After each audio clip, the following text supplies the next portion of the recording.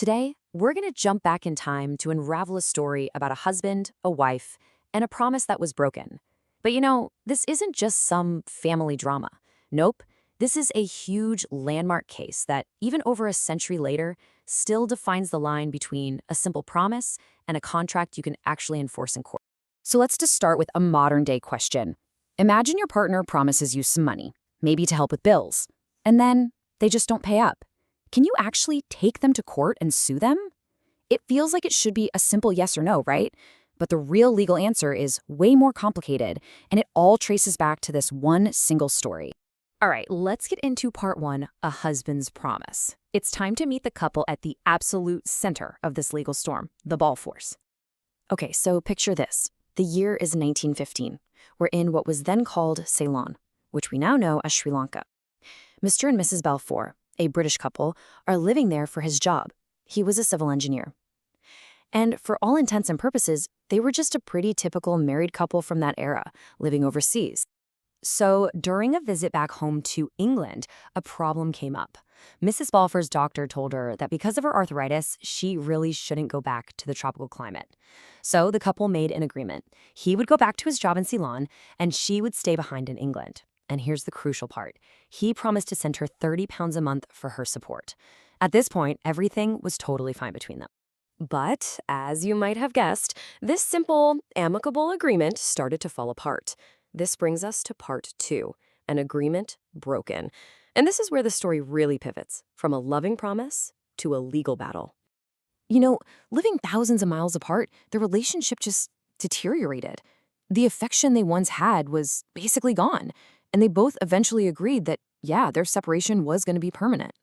And then that personal dispute became a legal one. Mr. Balfour simply stopped sending the monthly payments. So what did Mrs. Balfour do? She sued him for breach of contract.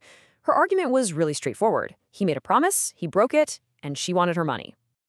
And this, of course, brings us into the courtroom. Section 3, the court's decision. This is where the case took a twist that, honestly, nobody really saw coming, leading to a reversal that literally made legal history. So, at first, the lower court totally sided with Mrs. Balfour. They said, yep, a valid contract existed. But Mr. Balfour appealed. And in a pretty dramatic move, the Court of Appeal completely overturned that decision. They found in his favor, and their reason? Get this. They said there was never a contract to begin with. Okay, so why the complete 180? How can two different courts look at the exact same facts, the same promise, and come to totally opposite conclusions? What was the essential, invisible ingredient that was missing from the Balfour's arrangement?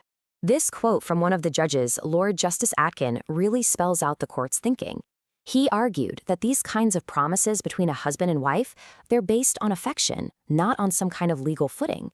And he was worried about what would happen if they ruled otherwise. He'd basically said, if every little domestic promise could be sued over, our court system would just be completely overwhelmed.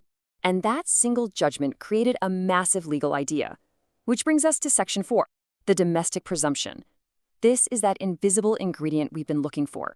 The key legal concept here has a bit of a fancy name, intention to create legal relations. But really, it's a simple idea.